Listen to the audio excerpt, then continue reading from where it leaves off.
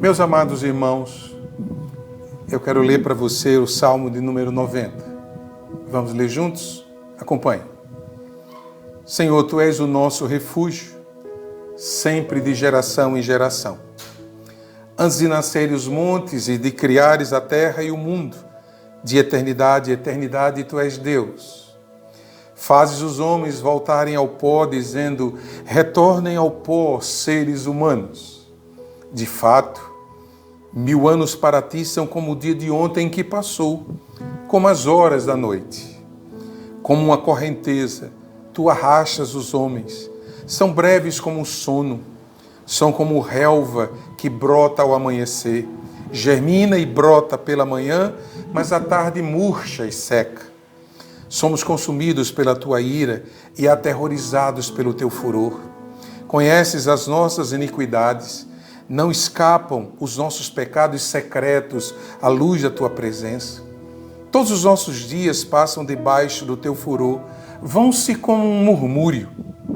Os anos de nossa vida chegam a 70 ou a 80 para os que têm mais vigor.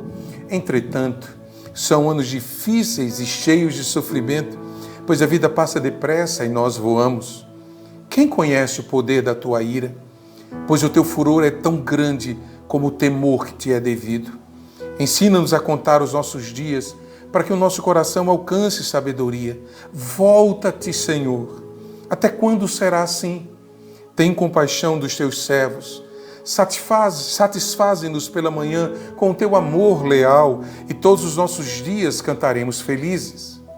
Dá-nos alegria pelo tempo que nos afligiste, pelos anos em que tanto sofremos.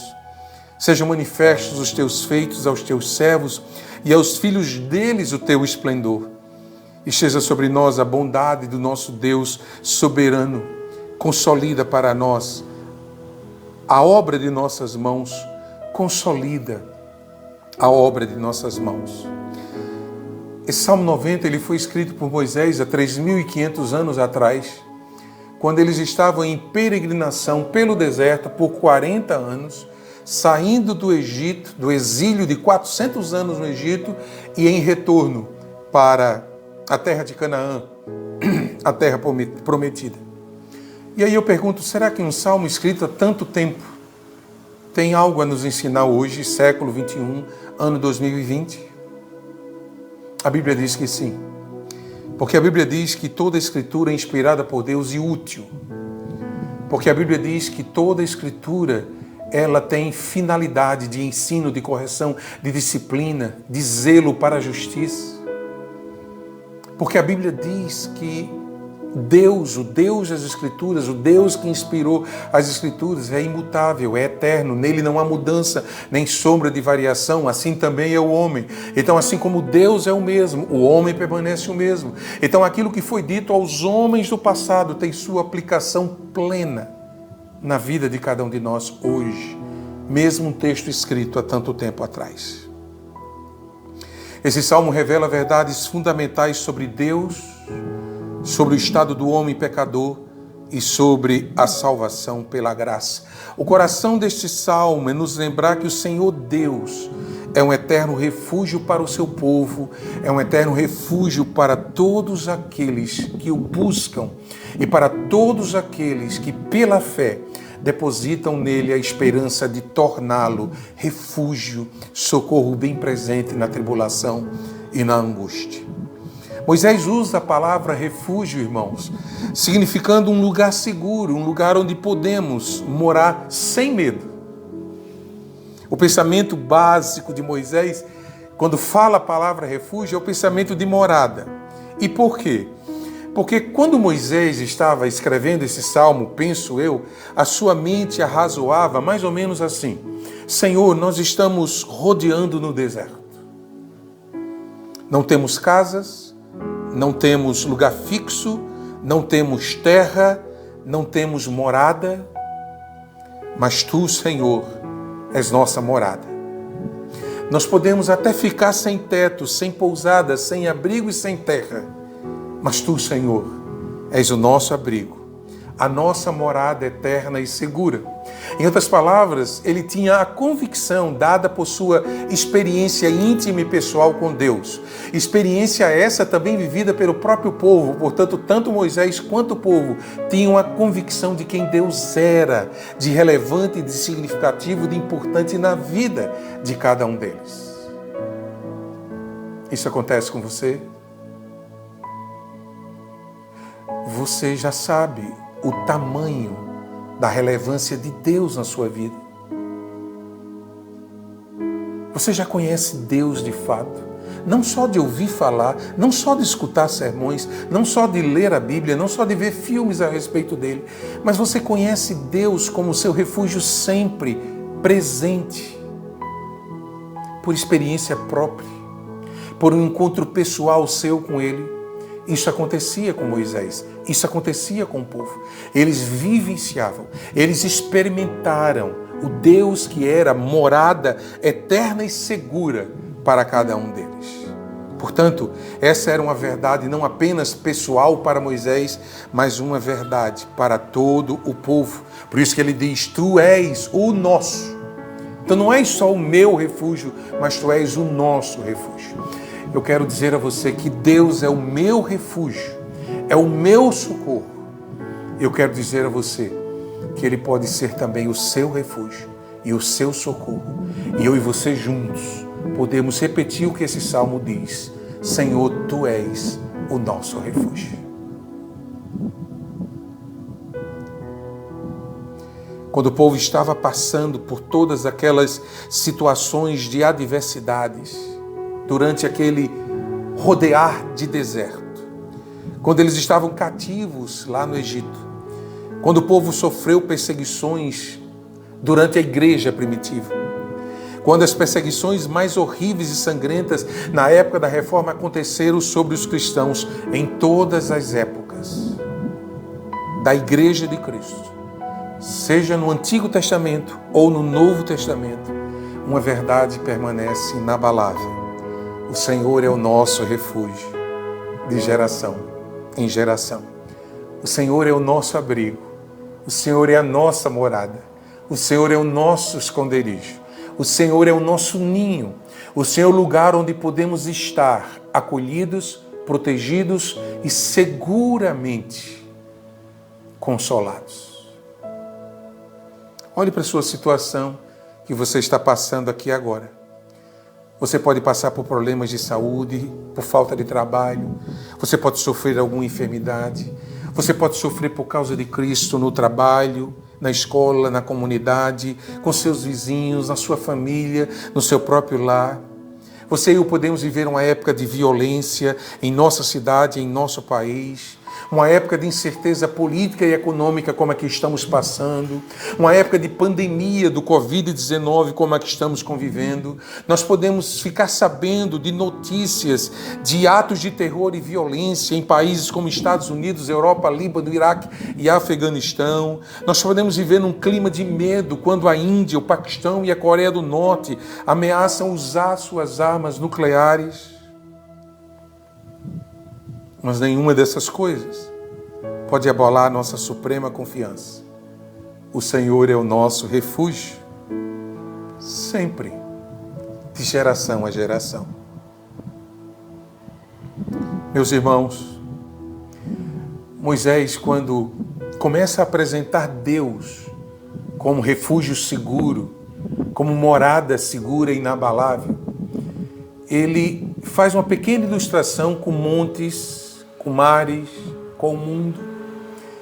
Ele diz que antes que o mundo existisse, antes que os mares existissem, de eternidade a eternidade, Deus era Deus. Antes que todas as coisas houvessem, de eternidade a eternidade, Deus diz a respeito de Deus: Tu és Deus. A Bíblia nos apresenta nesse texto a majestade, a grandeza, a supremacia, a glória de um Deus que é inabalável, que é todo-poderoso, mas logo a seguir, Deus nos fala, através do profeta Moisés, que Deus nos apresenta como pecadores. E Ele fala dos pecados secretos que Deus conhece. Ele fala das suas iniquidades. Ele fala que Deus se ira contra os pecados cometidos pelo seu povo e por todos os homens. Então Moisés, depois de engrandecer, depois de tornar Deus supremo e de revelar Deus em sua majestade e glória, ele coloca o homem no lugar do homem. Ele anula essa história de que o homem é um ser de maior destaque, de que o mundo foi criado por ele e para o desfrute dele. Moisés nos fala de que a glória do homem está anulada para que a ênfase seja a glória de Deus. Por natureza, nós temos confiado em nós mesmos, em nossas obras, nós temos confiado em outras pessoas, mas Moisés deixa bem claro como é ridículo e como é tolo procedermos assim. Deus manda o homem voltar ao pó. Deus corta a vida do homem como corta a relva. Para nós, 100 anos parece um tempo bastante longo, mas para Deus, 1000 anos é como um só dia que passa rapidamente. Então, esses 2 pontos eu gostaria que você não ignorasse, não anulasse. A majestade de Deus está sendo destacada nesse salmo, como sendo refúgio, como morada, como socorro, bem presente e para sempre, de geração a geração, para todos os que vierem a crer no Senhor como refúgio. Mas também esse salmo nos revela a nossa pequenez como pecadores e como profundamente necessitados de Deus. Esse não é o pensamento dos nossos dias, quando nós falamos de que os homens são pecadores e necessitados de Deus. A religião moderna não aceita que todo o sofrimento e a brevidade das nossas vidas sejam por causa do justo julgamento de Deus sobre o pecado, como nos diz lá em Gênesis capítulo 3, 17 a 19. Maldita é a terra. Não. A religião moderna não aceita isso. O mundo não aceita um Deus que julga. Mas o mundo criou um Deus que só sabe amar e que vai salvar a todos sem que todos precisem aceitar a Cristo no coração para perdão dos pecados. Essa é a ideia que está no mundo. Mas essa não é a ideia do Salmo 90, nem a ideia de Deus, não é a ideia do coração de Deus, não é a ideia do coração da palavra de Deus. Deus continua majestoso, sublime, e assim Ele permanece porque Ele é eterno e imutável, e o estado do homem sem Ele permanece o mesmo. Não reconhecendo a ira de Deus contra o pecado, não reconhecendo que todo o sofrimento e tristeza da vida humana é por causa do julgamento e da maldição de Deus sobre o pecado, o mundo não aprende a temer a Deus. E o mundo, por não aprender a temer a Deus, por não saber o que é temor de Deus, o que é ter um coração sábio, esse mundo se volta contra Deus e acha que se basta em si mesmo, não precisando de um Salvador externo. Ter temor a Deus, ter um coração sábio, como o Salmo 90 nos fala, é entender que somos pobres e pecadores, vivendo num mundo que está debaixo da maldição de Deus sobre o nosso pecado, e que é loucura de qualquer um de nós colocar nossa confiança em nós mesmos ou nas obras das nossas mãos. O homem que não conhece o poder da ira de Deus se acha bom. Acha que ele tem os meios para que a raça humana se desenvolva e não haja mais entre nós pobreza, violência, guerra ou sofrimento. O homem que não conhece o poder da ira de Deus procura se abrigar na suposta bondade do próprio homem. É preciso que você aprenda que, por ser pecador, precisa ser humilde e reconhecer sua fraqueza e limitações. Como não há coisa alguma em você mesmo para depositar a sua confiança e se sentir seguro, é preciso colocar a sua confiança em Deus, o Senhor. Quanto mais eu e você aprendemos que não há no homem nenhum refúgio, nenhum abrigo seguro, mais e mais somos impulsionados na direção daquele que é um verdadeiro refúgio para sempre, de geração em geração. Moisés, compreendendo isso, ele então no verso 3 faz um arremate de imediato. Ele diz: volta-te, Senhor. Até quando será assim? Tem compaixão de nós, os teus servos. Claro que Moisés não quer que a gente entenda, porque ele não entendia, que essas palavras significavam que ele achava que Deus estava ausente, que Deus estava distante. O que Moisés está pedindo a Deus é que ele pare com a sua ira contra o povo. Ele está clamando pelo derramamento da misericórdia e da graça do Senhor. E este é o único recurso para o pobre pecador como eu e você. Clamar pela misericórdia e graça do Senhor. Quanto mais eu e você conhecemos que somos pecadores, quanto mais eu e você conhecemos acerca da ira de Deus sobre os pecadores, mais sentimos a urgente necessidade de clamarmos pela graça do Senhor. E é isso que precisamos fazer. E é isso que todo mundo precisa fazer.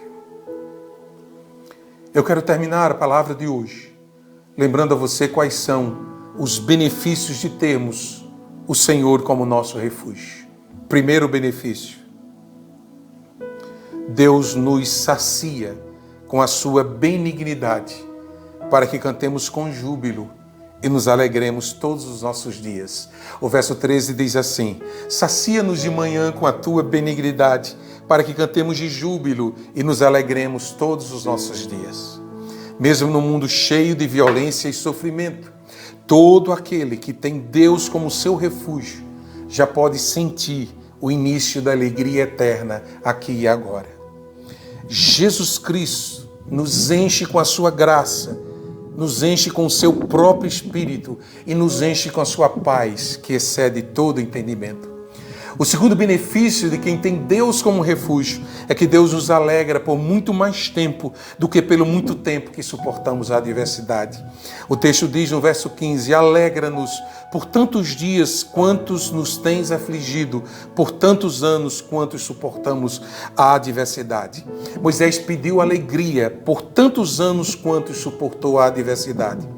Talvez ele se referisse aos 40 anos no deserto, talvez ele estivesse pensando também nos 400 anos no Egito, mas Deus, em sua graça, tem algo muito maior para nós. Paulo afirma em Romanos 8,18, ouça bem: considero que os nossos sofrimentos atuais não podem ser comparados com a glória que em nós será revelada. Jesus está nos céus, preparando um lugar, uma morada para você e para mim, onde vamos morar para sempre. Glória a Deus, aleluia, em Cristo, Deus está respondendo de uma forma infinitamente generosa a oração de Moisés e a nossa oração hoje.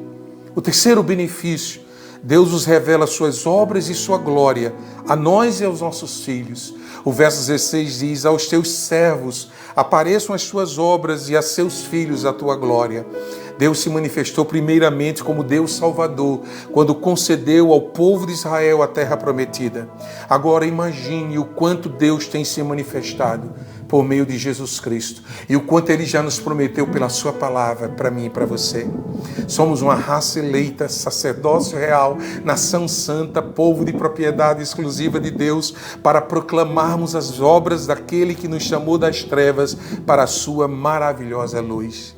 O Salmo 78, 3 e 4 diz: o que ouvimos e aprendemos, o que nos contaram nossos pais, não o encobriremos a seus filhos.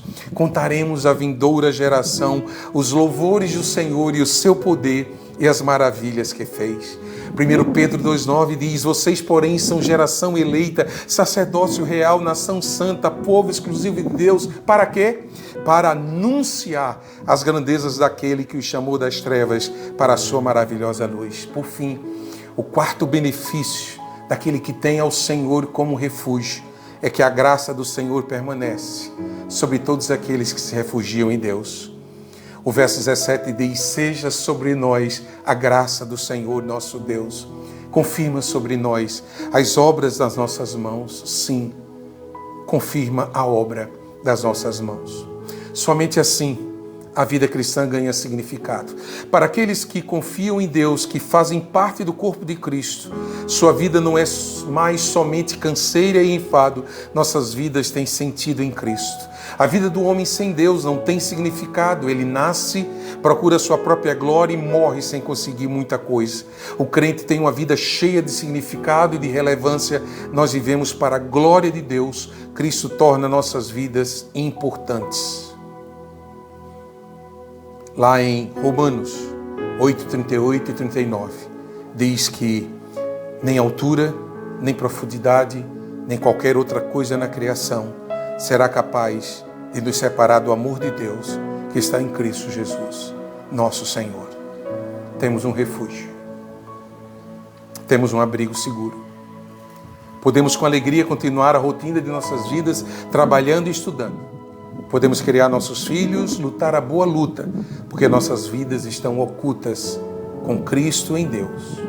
Porque nós não confiamos mais em nós mesmos e em nossas obras. Porque nós confiamos em um refúgio, estável, inabalável e eterno, que é o nosso Deus, o nosso refúgio hoje e para todos os crentes que nos sucederem nessa vida. O Senhor é o nosso refúgio, sempre, de geração a geração. Deus te abençoe.